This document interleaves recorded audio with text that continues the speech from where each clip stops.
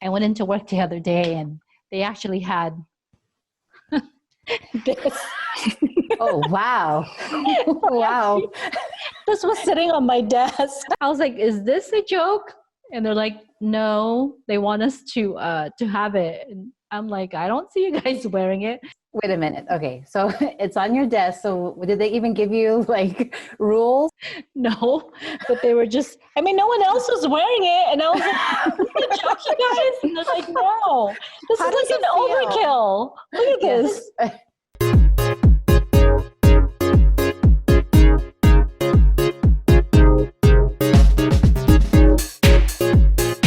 Hello, everyone, and welcome to another episode of Vegas Variety. Hope you all had a good week.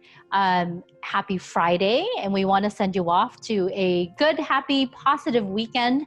So thank you for tuning in with us here today. And of course, we have Lonnie and Christine. How are you guys? Hey, Hi, guys. welcome back, everybody. It's good to be back Yes. together again. Yeah, TGIF. can you believe this week just really went by so fast? So how was your guys' week this past week? Anything fun or anything memorable?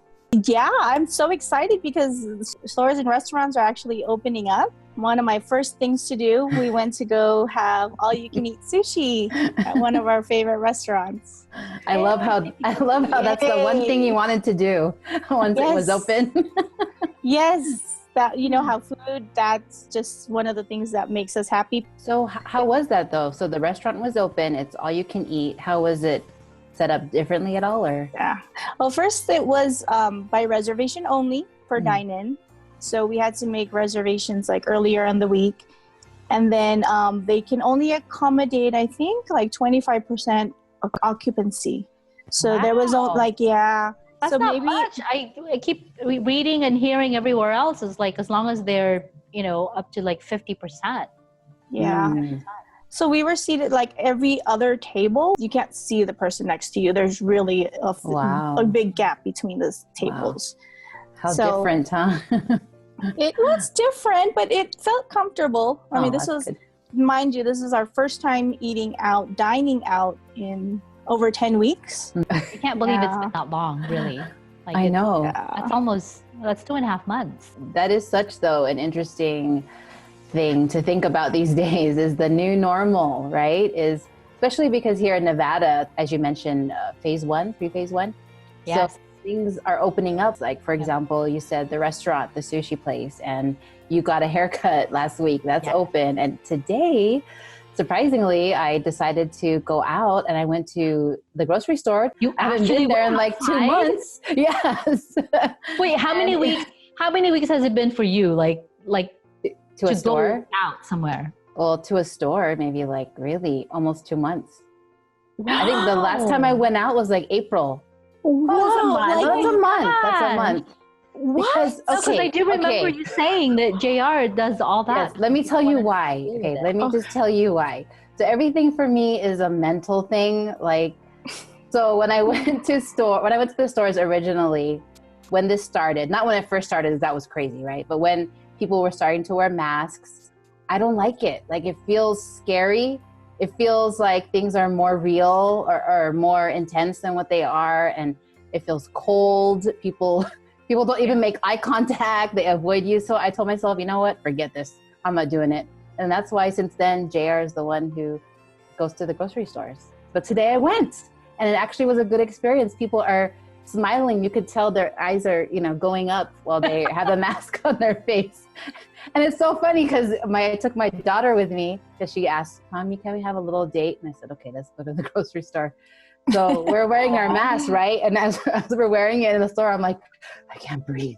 And she was like, I know, I can't breathe either. I'm like, let's just try to take it off when there's an aisle with not that many people. So it was a little bit of an adjustment. So what are your guys' thoughts then on now that life is going to go to this new normal, right? Of going back to work, stores possibly opening, basically not being stuck at home. What are you guys' thoughts on that and going back to life?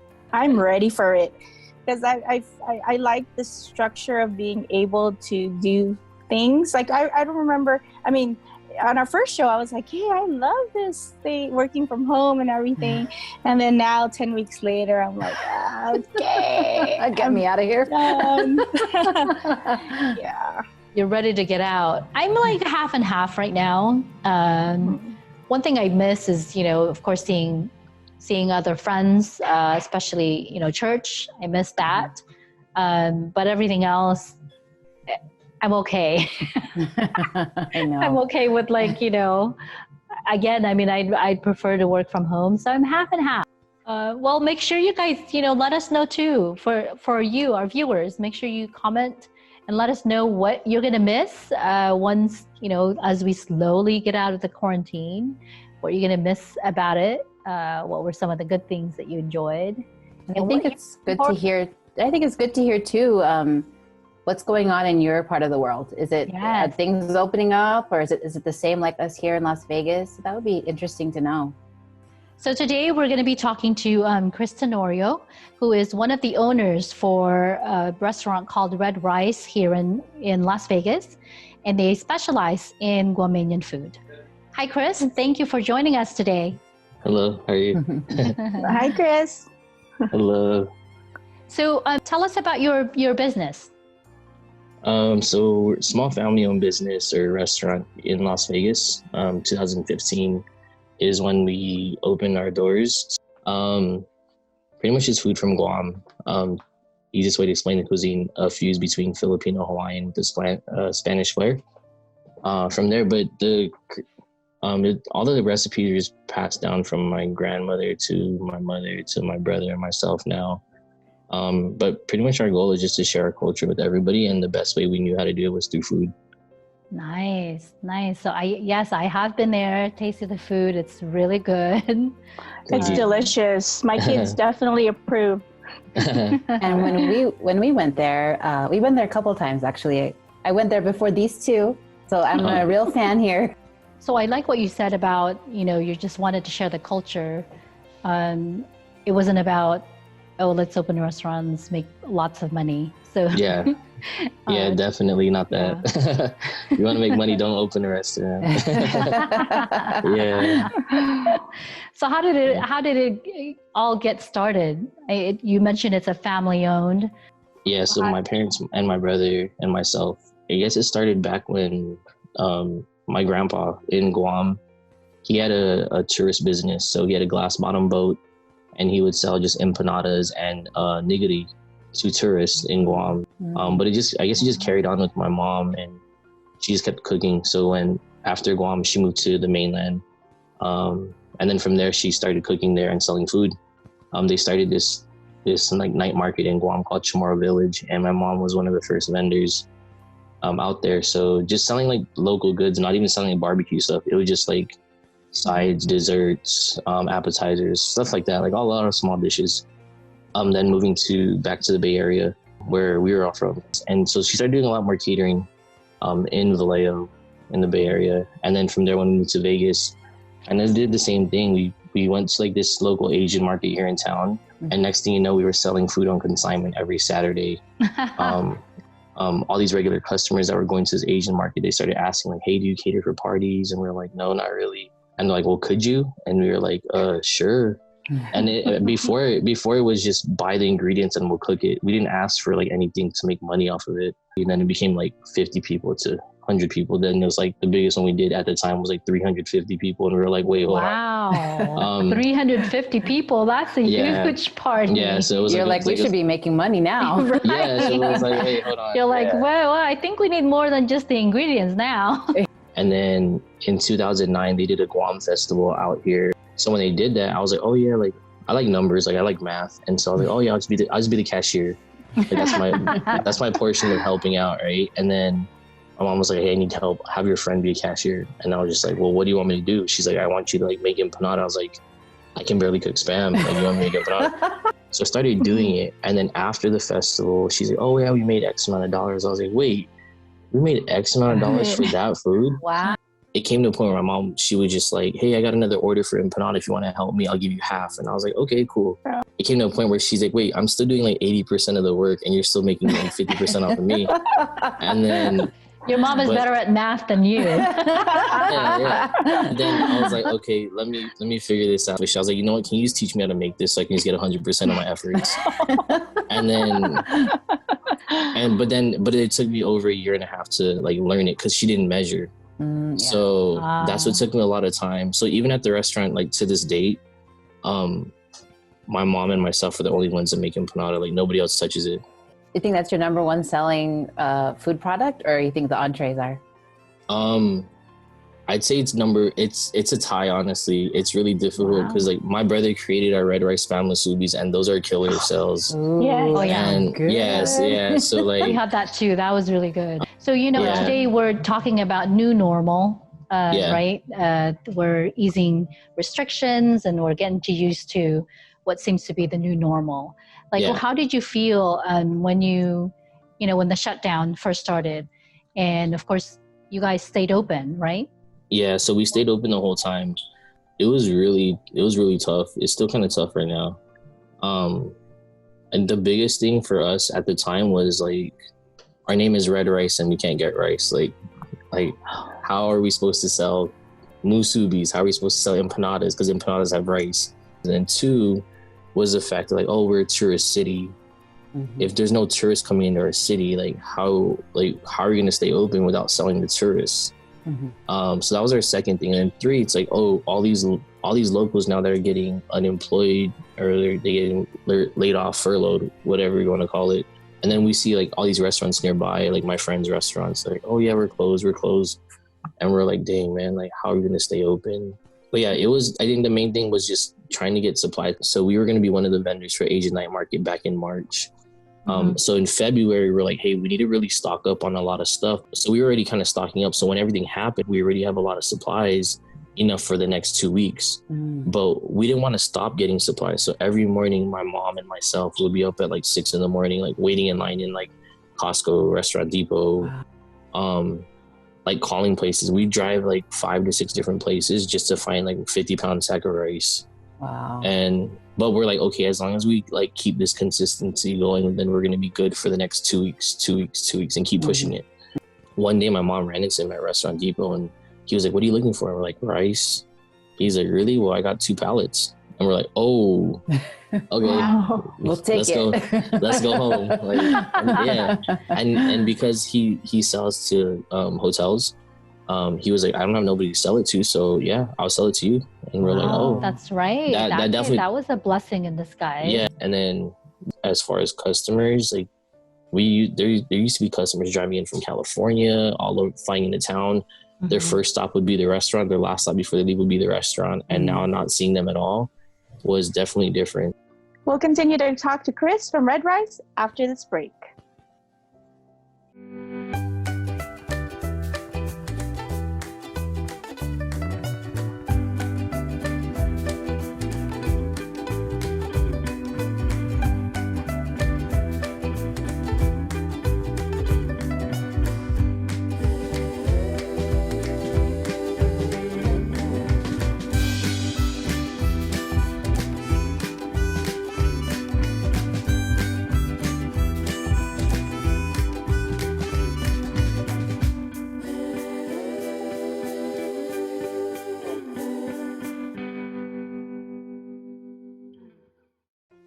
Welcome back to Vegas Variety. We're talking with Chris from Red Rice.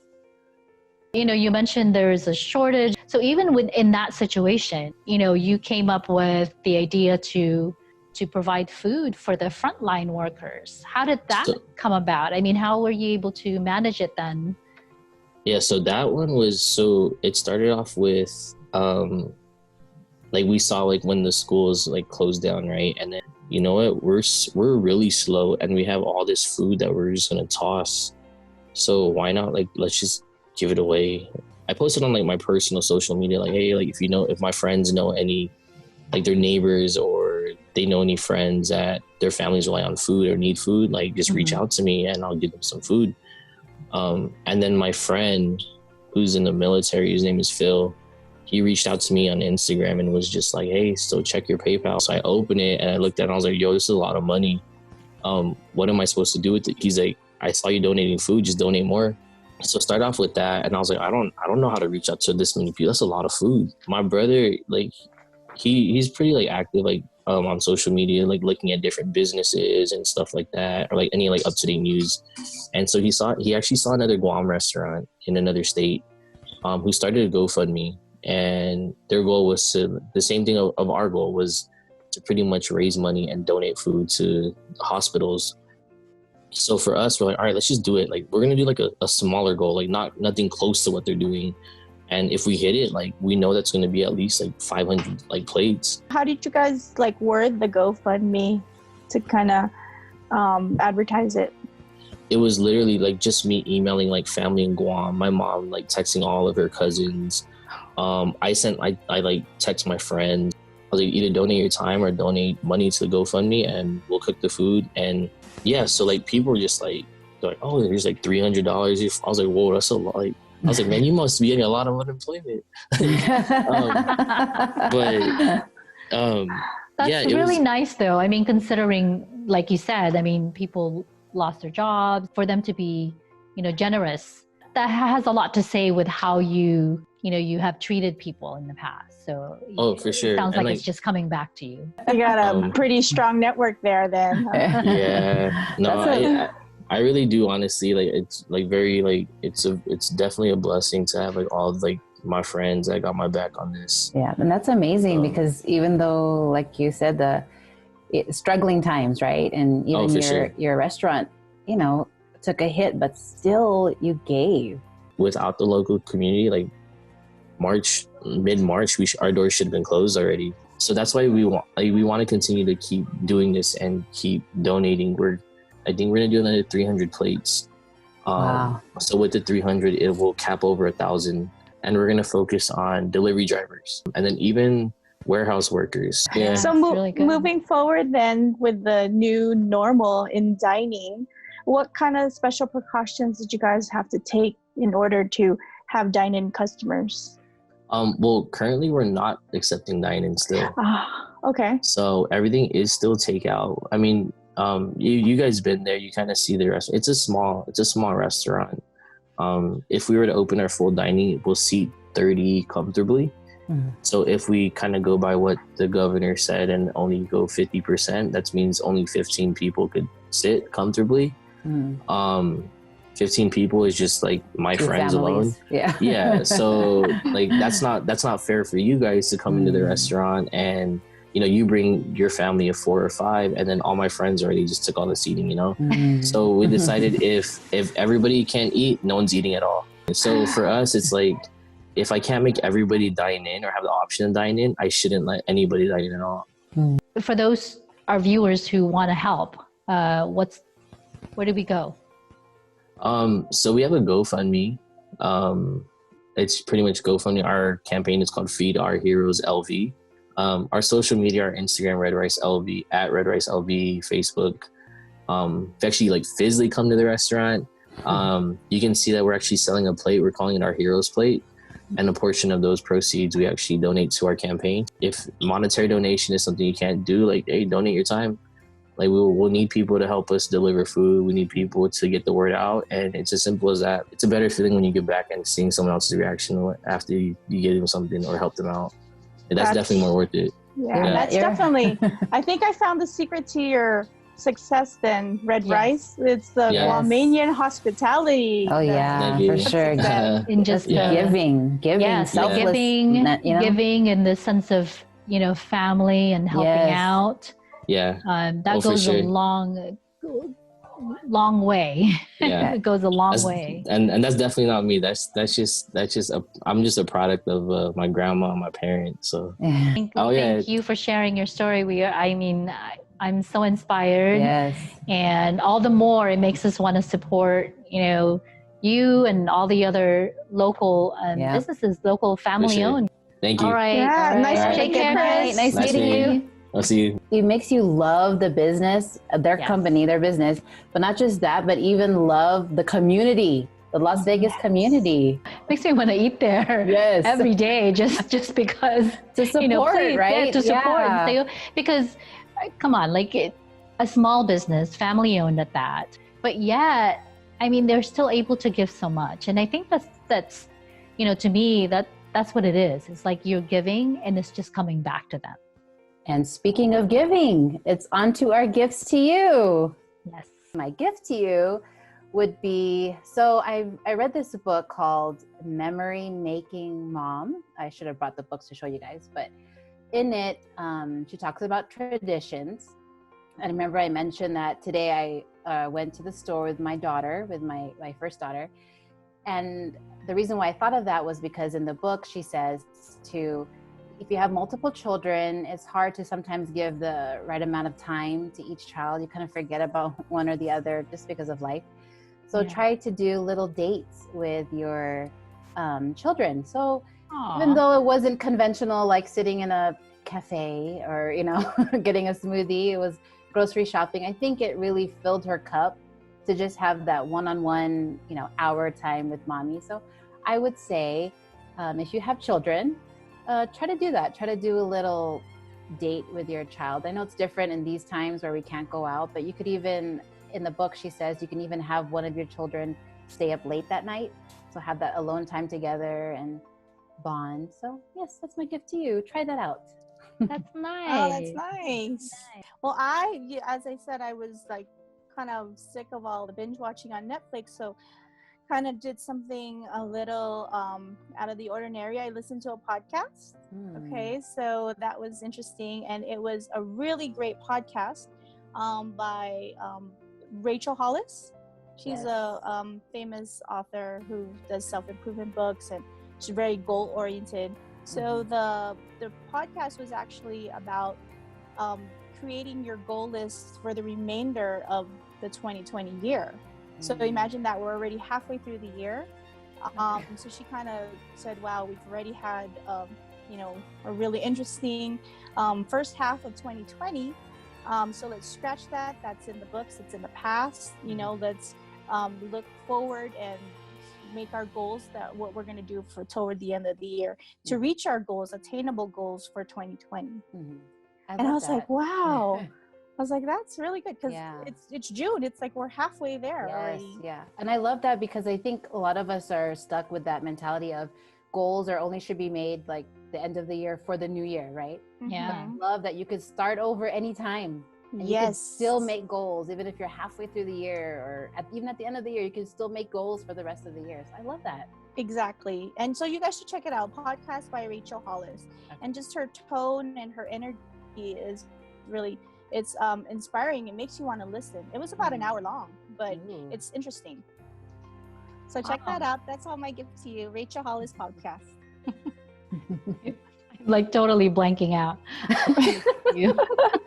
But I'm just gonna piggyback on both of you as far as spending time with your family, especially your kids.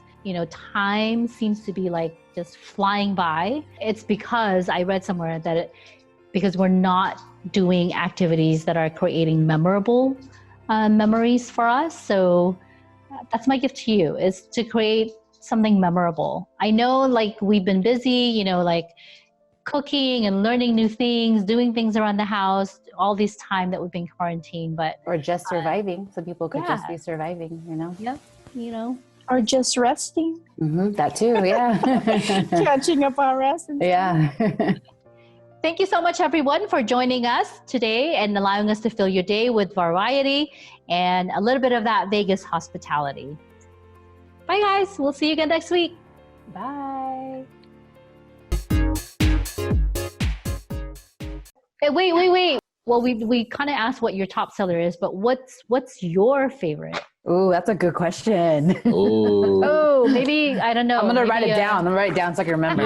Yeah, definitely write this down. I'm going to tell you right now. Okay, go ahead. I honestly don't really eat the food. Oh my gosh! How dare you? Why? You're tired of making it because you see it all the time? I'm telling your mom, Chris. I'm telling your mom.